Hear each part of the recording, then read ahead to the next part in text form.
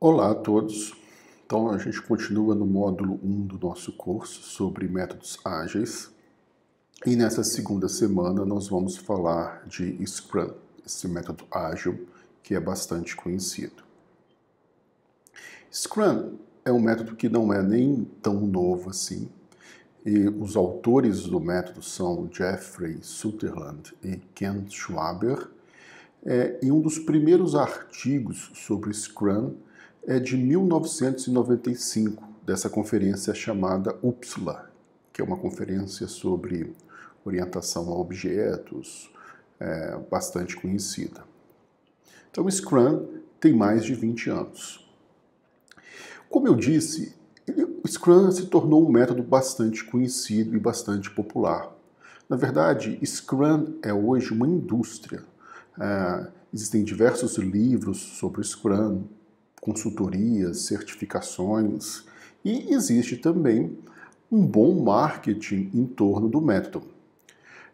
Para dar um exemplo, esse livro, por exemplo, um dos livros de Scrum, o título do livro é A Arte de Fazer o Dobro do Trabalho na Metade do Tempo.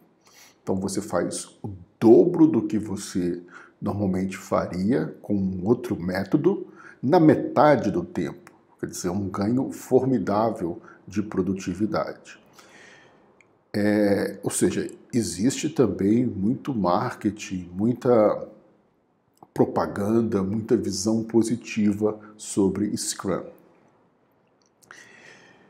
Comparando com XP, existem duas diferenças principais entre Scrum e XP. XP que a gente viu na semana passada. Primeiro, que Scrum não é um método apenas para projetos de software. Ele pode ser usado para outros projetos, o desenvolvimento de um hardware, desenvolvimento de um avião, desenvolvimento de um curso, não necessariamente para software.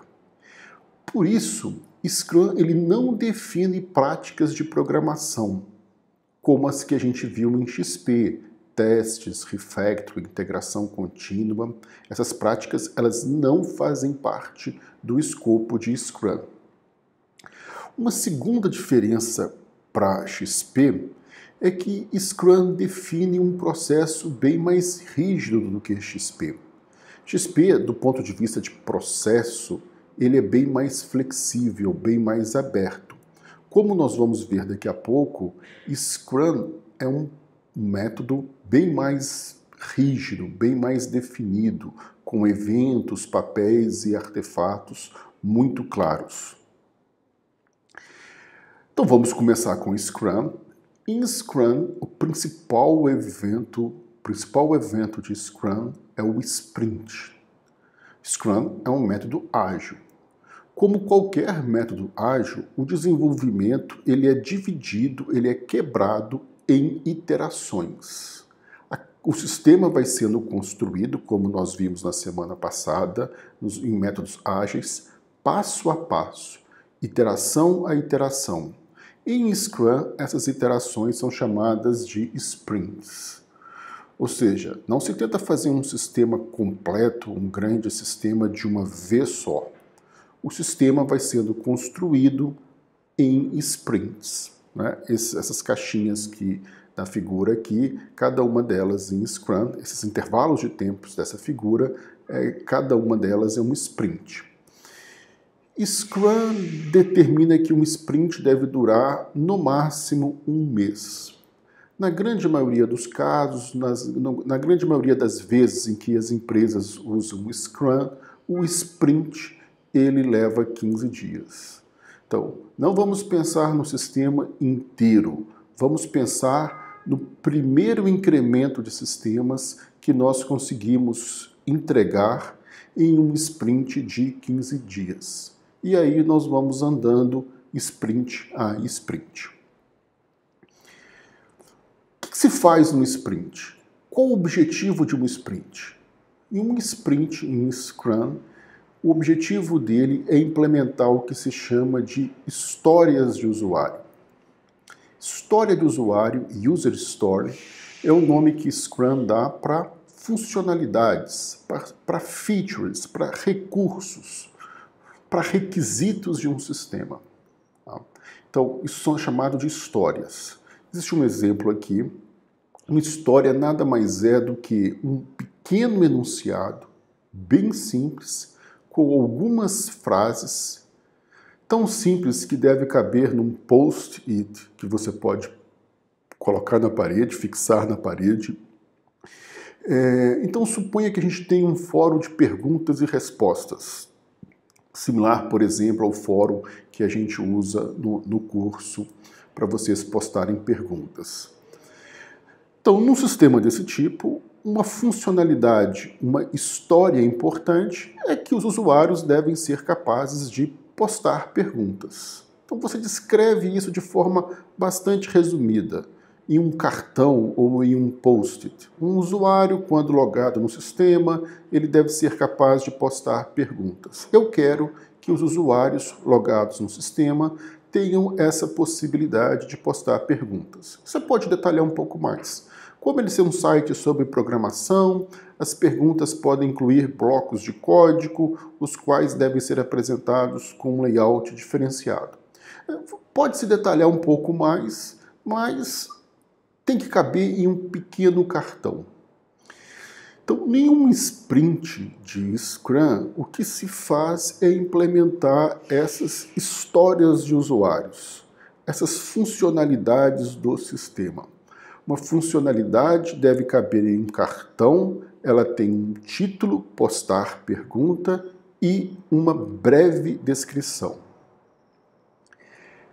Aí a próxima pergunta seria o seguinte: quem escreve essas histórias? Quem é responsável por levantar essas histórias? Em Scrum existe um papel, um membro da equipe, um papel muito bem definido chamado Product Owner, o famoso PO. Ele é um membro obrigatório de times Scrum. Todo time Scrum tem que ter um membro que é o dono do produto. Esse dono do produto, ele não precisa ser uma pessoa de TI, não é um engenheiro de software, não deve ser um engenheiro de software. Ele é um profundo conhecedor do domínio do sistema. É aquele usuário-chave do sistema que conhece tudo, que sabe tudo que o sistema tem que fazer e que, portanto, é capaz de escrever com grande facilidade quais são as principais histórias desse sistema que a gente quer construir. Então, para contextualizar, antigamente, quando se usava o waterfall, funcionava assim. Você tinha um papel, que a gente chamava antes de analista de requisitos. Esse analista de requisitos entrava em contato com os stakeholders do sistema. O stakeholder do sistema, né, para quem não sabe, são os usuários do sistema, os clientes do sistema, e também qualquer pessoa que tenha importância no sistema, que impacte ou que seja afetada pelo sistema. São os interessados no sistema. Então, o analista de requisitos, ele entrevistava os stakeholders e gerava uma documentação, aquela documentação extensa, detalhada, verbosa, que podia levar anos para ficar pronta, em linguagem natural. Então ele criava esses documentos, essas pastas de documentos de especificação de requisitos, após entrevistar os stakeholders. E depois os desenvolvedores, eles teriam que ler, consultar essa documentação para desenvolver o sistema. Resumindo, o analista de sistema gerava essa documentação e os desenvolvedores depois liam a documentação para saber o que o sistema deve fazer. Então tinha esses dois mundos muito bem definidos. Uma fase de levantamento de requisitos, bastante sequencial, terminada ela, aí começava a implementação. Qual a ideia de métodos ágeis? Qual foi a ideia de Scrum? Qual a diferença para o Waterfall? É que agora, entre os desenvolvedores e os stakeholders, tem um papel, uma pessoa um membro do time, o PO. E esse PO sabe tudo que o sistema vai fazer. Ele é o grande conhecedor da área do sistema, ele sabe tudo. E ele vai escrever as histórias e explicar essas histórias para os desenvolvedores. Então, a documentação não é mais uma documentação formal, um conjunto de documentos, um conjunto de pastas. Esse tipo de documentação ela é substituída por um contato verbal e informal dos desenvolvedores com o PO. São conversas entre o PO e os desenvolvedores. Cabe aos desenvolvedores desenvolver o sistema. Como é que eles vão saber o que eles têm que desenvolver? Eles vão tomar contato, eles vão conhecer o que eles vão desenvolver através dessa interação informal, verbal com o PO. É claro que o PO ele tem que fazer também a ponte entre os stakeholders e os desenvolvedores.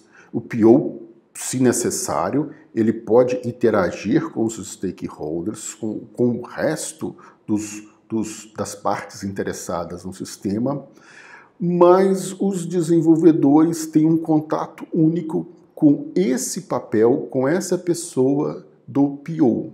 O PO é aquele que vai todo dia, se necessário, sentar com os desenvolvedores para explicar para eles quais são os requisitos do sistema que eles têm que implementar.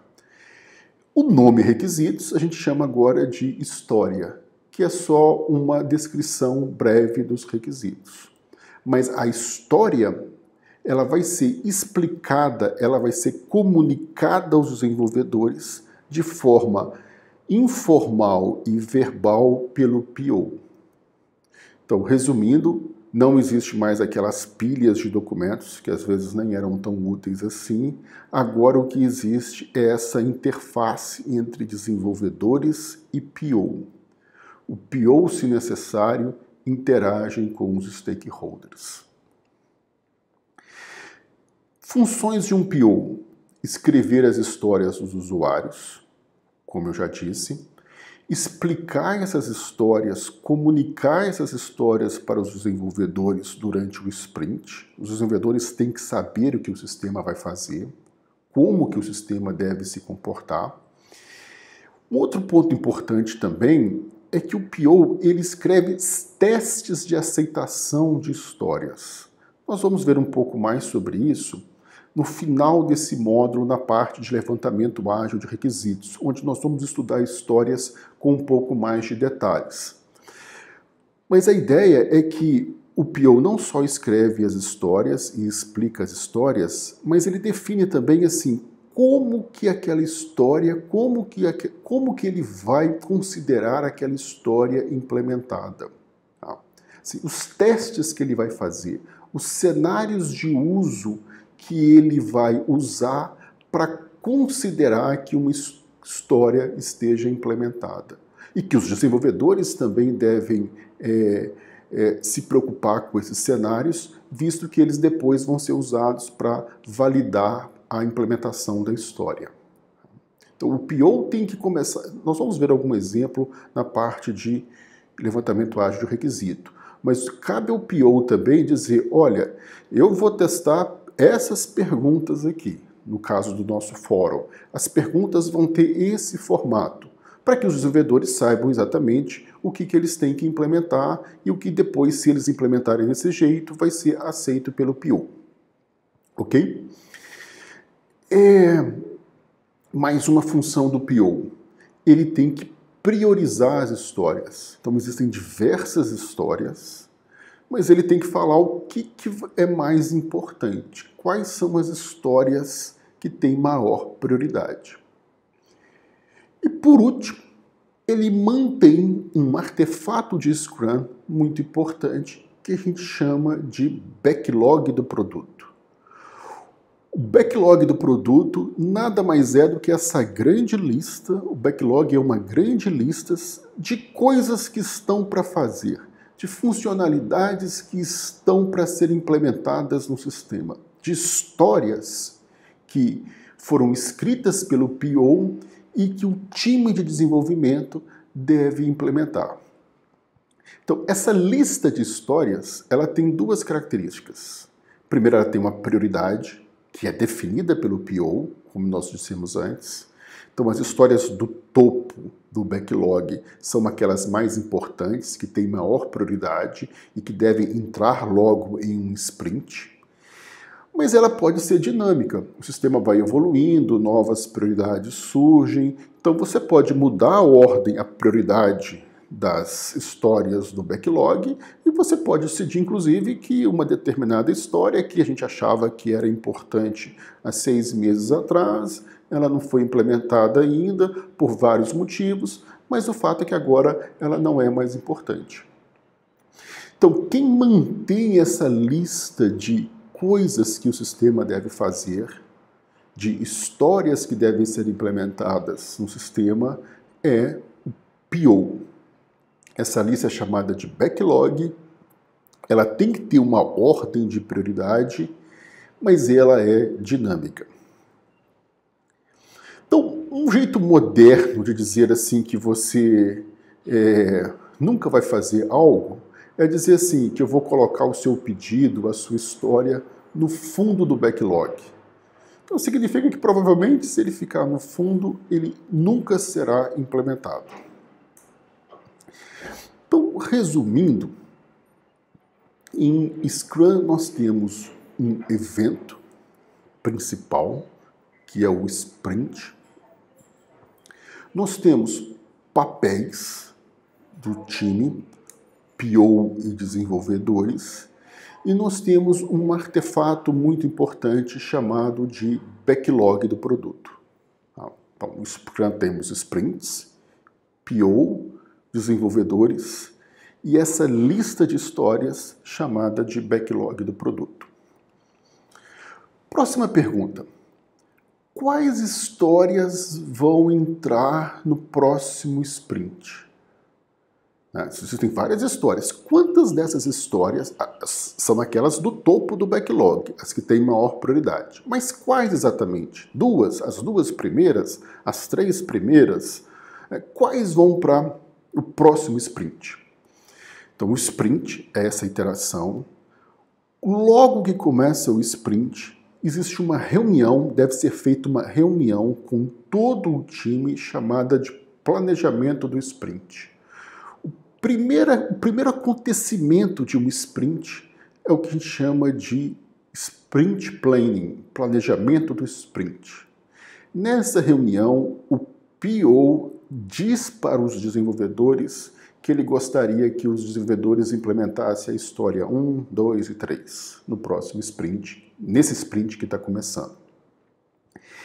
E os desenvolvedores, eles têm o poder de dizer, olha, 3 não vai dar não, a gente não consegue implementar essas 3 histórias, a gente consegue implementar 2 histórias apenas. São histórias mais complexas e, infelizmente, apesar dessa terceira história ser uma história importante, a gente não tem velocidade para implementar essas histórias. Velocidade é o termo que se usa em Scrum, talvez seja um pouco não tão intuitivo, mas é a capacidade de trabalho de um time Scrum. É o montante de trabalho, o montante de história, se vocês quiserem assim, que o time Scrum consegue implementar em um sprint. Então, é interessante em Scrum que tem esse mecanismo. O PO prioriza, o PO sugere as histórias do sprint, mas o time ele tem um certo controle. É o time que sabe, são os desenvolvedores que sabem aquilo que eles têm capacidade para implementar no intervalo de um sprint. O PO não consegue empurrar trabalho de forma indefinida para o time.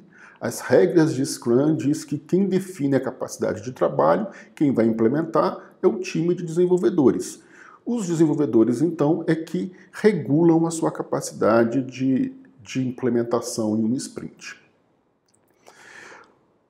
Então é importante dizer que em um time Scrum, todos têm o mesmo nível hierárquico. O PO não é o chefe dos desenvolvedores. Os devs, como eu disse no slide anterior, eles têm autonomia para dizer que não vão conseguir implementar tudo aquilo que o PO gostaria que fosse implementado em um único sprint. Então, voltando ao planejamento do sprint, a gente está logo no início de um sprint, nessa reunião da qual deve fazer parte todos os membros do time. Na primeira parte da reunião, escolhem-se as histórias, definem-se as histórias do sprint. Feito isso, a reunião passa para uma segunda parte, onde os desenvolvedores eles quebram essas histórias. As histórias são funcionalidades ainda genéricas. Na segunda parte do planejamento do sprint, os desenvolvedores eles quebram as histórias em tarefas e alocam essas tarefas a desenvolvedores. E já começam, inclusive, a estimar o tempo de implementação de cada tarefa. Quantas horas uma tarefa vai levar para ser implementada. Então, para dar um exemplo, para tentar ficar um pouco mais concreto, né, a gente está fazendo um fórum de perguntas e respostas. Uma história, uma funcionalidade muito importante desse fórum é postar perguntas. E essa história, então, essa funcionalidade, ela pode, para realizar, para implementar essa história, nós vamos ter que fazer as seguintes tarefas: projetar e testar uma interface web, instalar o banco de dados, projetar e criar tabelas, implementar uma camada de acesso a dados, implementar uma camada de controle com operações para cadastrar, remover e atualizar perguntas e implementar a interface web do sistema. Esse sistema é um sistema web. Então, assim, postar perguntas é uma história. O que a gente tem que fazer? Quais são as principais tarefas que têm que ser feitas para entregar essa história no final do sprint? Essas tarefas são planejadas na segunda parte do sprint planning. Elas são definidas nessa segunda parte. Uma vez definidas essas tarefas, a gente cria um outro backlog. Não confundir. Esse outro backlog chama backlog do sprint. São as tarefas do sprint, com responsáveis e duração estimada. Então nós temos o backlog do produto, que é aquela grande lista de histórias que devem ser implementadas. Mas quando começa o sprint, é fixado o backlog do sprint. As tarefas de implementação ou de programação que são importantes, que devem ser realizadas para atender ao objetivo do sprint, para implementar as histórias que foram alocadas para esse sprint, que o PO propôs para esse sprint e que o time de desenvolvedores disse que tinha velocidade para implementar. Essa lista de tarefas faz parte de um outro backlog chamado backlog do sprint. Então pronto, o sprint agora já temos tarefas, responsáveis, duração das tarefas. O sprint pode começar nos próximos 15 dias, digamos. Ok? Então, com isso a gente termina esse primeiro vídeo de introdução a Scrum. Obrigado.